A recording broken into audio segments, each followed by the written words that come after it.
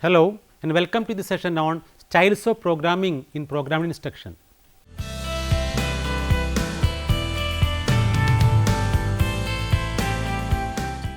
In the last unit, we have learned about program learning or programming instruction. As seen already in this method, instructional materials are presented to students through small units of information called frames, which are arranged in logical sequence. This method gives students immediate feedback and reinforcement regarding the correct answer at each step as they proceed from one frame to another, which in turn promotes self-paced and individualized learning experience. The process of arranging the subject matter in a progressive and logical sequence is called programming. Two major styles of programming are used in programmed instruction, namely linear programming and branched programming. According to some experts, there is a third style named mathematics programming. In this unit, we will take a detailed look at each of these programming styles, their features, relative advantages, limitations and procedures.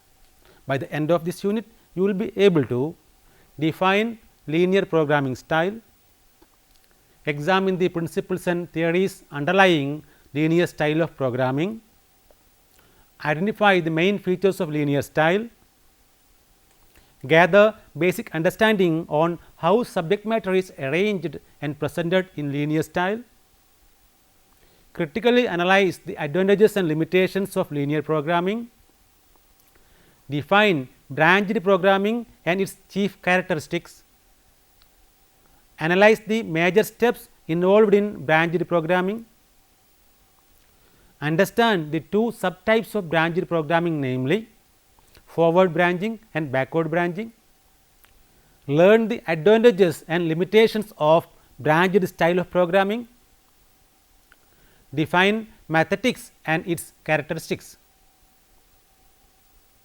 compare and contrast these different styles. Let us start with linear programming. Have you heard of it? Linear programming was developed by an American psychologist, behaviorist and social philosopher named Burrhus Frederick Skinner, popularly known as B. F. Skinner. Hence, this style of programming is also known as the Skinnerian style of programming. It draws from Skinner's theory of operant conditioning, which was developed based on the work of Edward Thorndike. According to this theory, it is possible to condition and shape the behavior of an individual step by step with suitable reinforcement in each step. Operant conditioning, also known as instrumental conditioning, is a type of learning where the behavior of an individual is modified by its antecedents and consequences. This theory emphasizes on the importance of reinforcement. In other words, a behavior tends to get reinforced and strengthened if it is repeated. A behavior which is not reinforced tends to get died out or extinguished.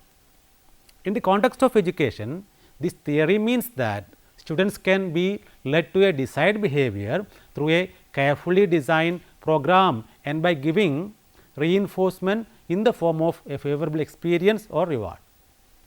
Learning takes place when a reinforcing stimulus is presented to students to reward the correct responses they give at each step of instruction. Would you like to know the basic steps of linear programming? In linear programming, students move from one frame to another directly and they complete all the frames in a linear or straight line fashion. Let us examine some of the basic steps used in this style of programming. Firstly, the subject matter is defined and is broken down and arranged in a number of meaningful units or elements called frames. These frames are presented to students in a logically arranged sequence. It is important to note that the frames are presented to students one at a time. Such a pre-arranged and step-by-step presentation of material helps reduce the error rate. Once a frame is presented to students, they need to actively respond to it by providing their responses to a question. At each step, students are given enough information to make sure that they make the correct response before going to the next step. Immediately after responding, students are given feedback regarding the correctness of their response. The immediate confirmation helps students proceed at their own pace and check their own progress. This act of giving immediate feedback helps to reinforce the behavior of students. Moreover, they feel motivated to learn the next frame in the sequence. Thus, students proceed from one frame to another, and at the end of instruction, they are able to achieve the desired learning experiences and the terminal behavior. The sequence in which the frames are presented is linear and systematic in nature. That is the reason why this style is called linear programming. Since students enter the instructional process with their entry behavior and proceed towards the terminal behavior following a straight direction, linear programming is also known as a straight line programming. The whole procedure of instruction is controlled by the programmer, and the nature of control is extrinsic. Therefore, linear programming is often referred to as extrinsic programming. Linear programmed material consists of carefully constructed questions and answers related to each simple item. The primary aim of this style is to make the sequence of response errorless. To achieve this, the size of each step is kept very small and they are sequenced in such a way that students make only correct responses and consequently receive only positive reinforcement. If they make an incorrect response, they may either have to repeat the frame or they are given the correct response. Students are not allowed to move to the next frame unless they respond correctly to the present frame.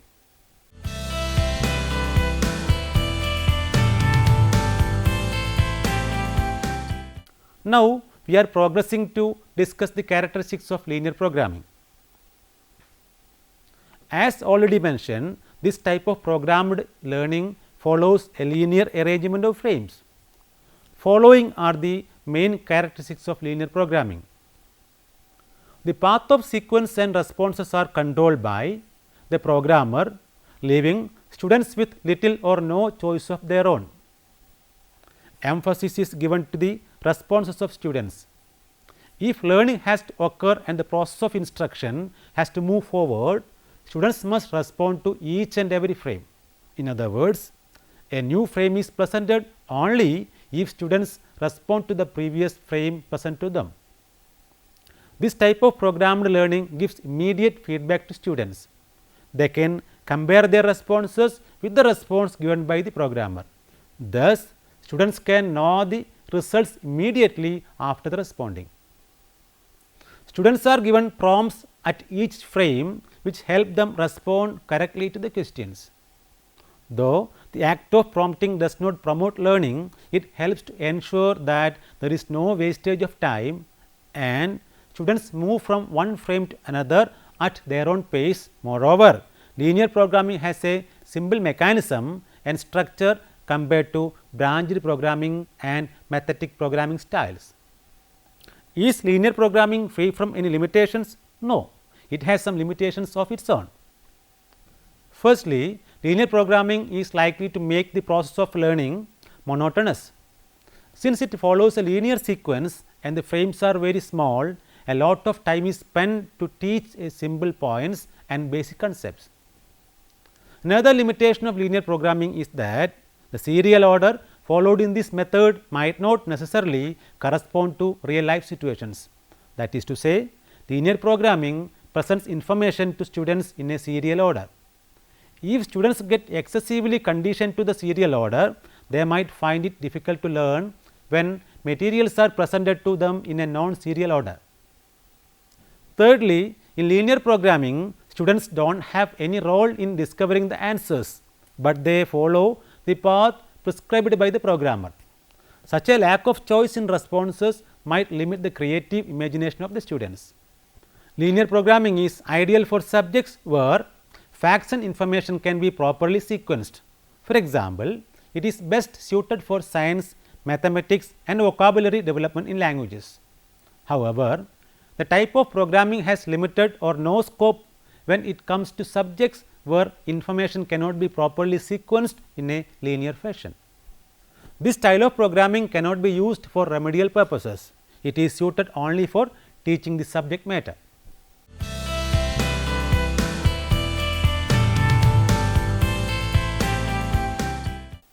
You have already learned in detail about linear programming. Now, we are proceeding to another important type of programming, that is branched programming. Branched programming was developed by an American psychologist named Norman A. Crowder, who was a contemporary of Skinner. Hence, branched programming is also known as Crowderian style of programming. Crowder developed branched programming in the 1950s for the US Air Force. Though the primary purpose of this style was to train troubleshooters to find malfunctions in electronic equipment, it was later adapted for educational purposes. Crowder defined branched programming as one that adapts to the needs of the students without a medium of an extrinsic device such as a computer. Unlike linear programming, it has an intrinsic arrangement and the responses are not controlled extrinsically by the programmer. This means that students are free to make decisions and are able to adapt instruction to suit their specific requirements and needs. This is the reason why branched programming is also known as intrinsic programming. Now, let us examine how branched programming carries out the process of instruction.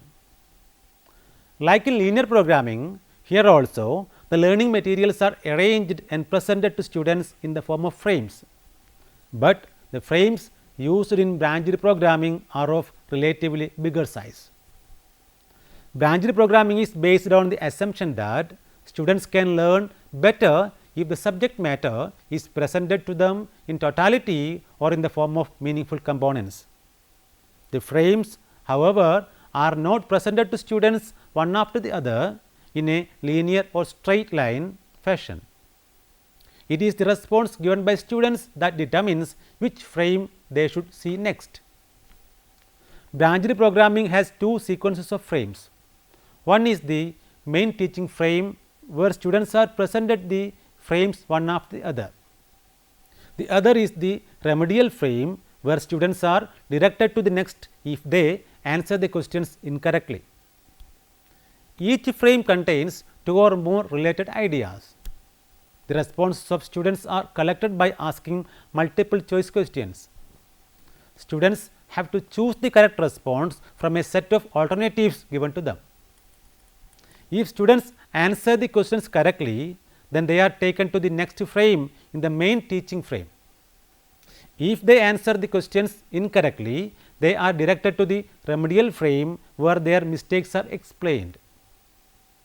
Depending on how students proceed in the main and remedial frames, branched programming is further divided into two types: forward branching and backward branching. Let us take a look at these two types in some detail. In forward branching, whether students make correct responses or not to the question presented in one frame, they are taken to the next frame in the sequence. If the response is correct, students are directed to the next frame in the main teaching frame sequence. If the response is incorrect, they are directed to a remedial frame. The mistakes made by students are explained in the remedial frame, and from there they are taken to the next frame in the main sequence. That is, if students make correct responses or incorrect responses, they will be physically progressing from one frame to another. Whereas, in backward branching, students are to repeat the frames for which they provided incorrect responses. If the response is correct, they are taken to the main frame. If students make an error in the response, they are taken to the remedial frame to help them understand the mistakes. After this, students are directed from the remedial frame to the original frame, that is, the one in which they provided the incorrect response. They are to read the original frame once again and attempt to answer a similar question in the light of the remediation they have received. Thus, if students make incorrect responses, they have to go through same frame 2 times, one before remediation and one after remediation. Therefore, this type of branched programming is called backward branching. Like linear programming, branched programming has some special characteristics. In branched programming, frames of larger size are used. Likewise, more information is presented to students at each step. Multiple choice questions are asked to confirm whether students can respond to questions correctly. The sequence of frames is not determined for all students by the programmer. The material presented to students is determined by their performance and knowledge in the subject matter. The path of sequence is determined by the correctness of their response. Next, errors are detected and rectified at each step. This style of programming gives emphasis to problem solving. This style is based on the assumption that learning occurs better when students are exposed to new material. Would you like to know the various advantages and limitations of branched programming? Following are the advantages of branched programming. The use of larger sized frames and the branching structure help to avoid unnecessary repetitions and responding. This also helps reduce the learning time and makes learning less monotonous. Instead of simple responses, this style uses multiple choice responses with alternatives. Moreover, it helps students to rectify their mistakes as the errors and mistakes in the responses are explained in the remedial frame. It helps in the development of a student's power of discrimination. It also promotes creativity and problem solving skills. Additionally, this style can be used for teaching subject matter which is beyond facts, definitions or basic skills. Branched programming is with some limitations too. Since this style uses multiple choice format, there is an increased risk of students guessing the correct answer without understanding the material presented in the frames. It is difficult to determine in advance how many branches a student will require. Therefore, branched programming does not cater to the needs of all students. Moreover, when long frames are used followed by several questions, it will look more like a general textbook. Branching style cannot provide infinite branching to take care of all possible needs of individual students. The cost of designing branched program is higher compared to traditional instruction methods. Also, it is not suitable for students of lower grades, but is appropriate to be used only in higher stages of learning. Since the frames are large and contains more information, it is not possible to ask questions that cover all aspects of the content matter presented in one frame.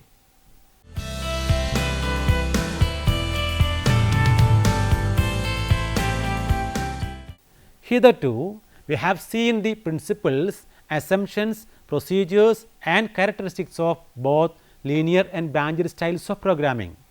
Based on this, can you identify any fundamental differences between the two? In linear programming, all students go through the same path in the same linear sequence, but in branched programming, students follow a path according to the response they make. The frames used in linear programming are relatively of less difficulty, but the difficulty level of frames used in branched programming is comparatively high. Similarly, linear programming frames are easier to construct compared to branched programming. In linear programming, the frames are smaller in size, but the frames of branched programming are big in size and contain more information. Linear programming offers no remedial instruction, but branched programming has remedial frames where the mistakes made by students are explained in detail to help them rectify the errors. Linear programming is extrinsic. The path to be followed by students is determined by the programmer, but branched programming is intrinsic. Linear programming has to construct responses, while branched programming uses multiple choice questions. The third style of programming used in program instruction is methodic programming, which was developed by Thomas F. Gilbert. He defines methodics as the systematic application of reinforcement theory to the analysis and construction of complex behavior repertoires, which represent the mastery of subject matter, knowledge and skills. The word mathematics is derived from the Greek word mathein, which means to learn. The procedure of this programming is as follows. It begins with an instructional plan and a detailed analysis of what is to be taught. The unit of learning in mathematics programming is not called a frame, but it is called an exercise. There are no restrictions regarding the size of the exercise. The size of the exercise is usually determined by what students can reasonably handle at each step. The reinforcement value of accomplishment is given emphasis in each exercise. This style is based on the principle that the closer students are to reinforcement when they are taught, the more effective the reinforcement will be. Here, the term reinforcement does not refer to knowledge of results, but it refers to the completion of a task. As we have already seen, other types of programming follow a pattern of arranging individual frames in a logical manner. Mathematics programming, on the other hand, analyzes the type of task involved in mastering the content. In other words, it does not give too much importance to the logical structure of units. The sequence in which exercises are arranged in the mathematics style is quite flexible compared to linear and branched programming. It is important to note that the sequence may differ from task to task even in a single unit of instruction.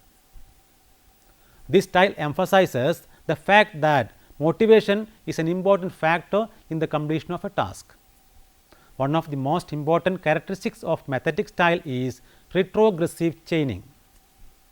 What gives meaning to students is usually the last task or the completion of the task. Therefore, mathematics program begins from the last task in the sequence and moves backwards. Students complete the last task first and then they go to the next one till they reach introductory part. This procedure of moving from the last exercises to the first is called retrogressive chaining or backward chaining. Let us move to discuss the advantages and limitations of mathematics programming. The major advantage of mathematics programming is that it is task oriented. Moreover, the results of the program can be linked to the instructional goals and objectives that are expected to be achieved through the program. Since this style emphasizes the success of the learner, it keeps students motivated in the process of instruction. However, this style has a number of limitations too. The technical nature of this style demands a lot of time, labor, training and skills on the part of the programmer. Also, it cannot be used with the learning material of all subjects. The individual differences of students are not given adequate attention to. Mathematics style can be used neither for factual content nor for higher cognitive and affective objectives. Moreover, this style does not give remediation for incorrect responses. So, the weaknesses and learning difficulties of students are not addressed properly in mathematics style. Now, you can try to answer the questions given here. What is operant conditioning? What is its significance in the context of education? What is forward branching? What is backward branching? What are the major limitations of branched programming style? Mention at least 3 major differences between branched and linear styles of programming. What is retrogressive chaining? Hope that you may go through the reference books given here for further understanding.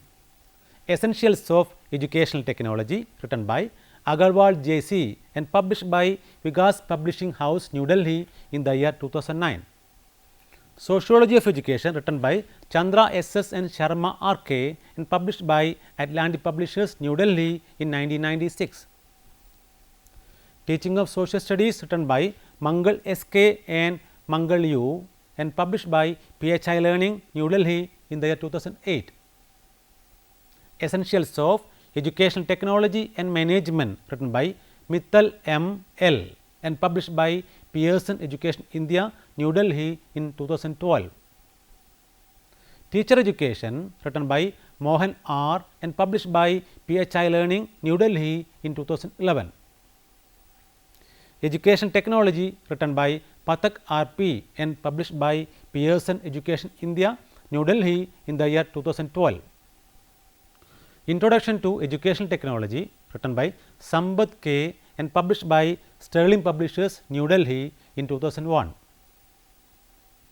Introduction to Education Technology and ICT, written by Sheikh IR and published by McGraw-Hill Education, New Delhi in the year 2013.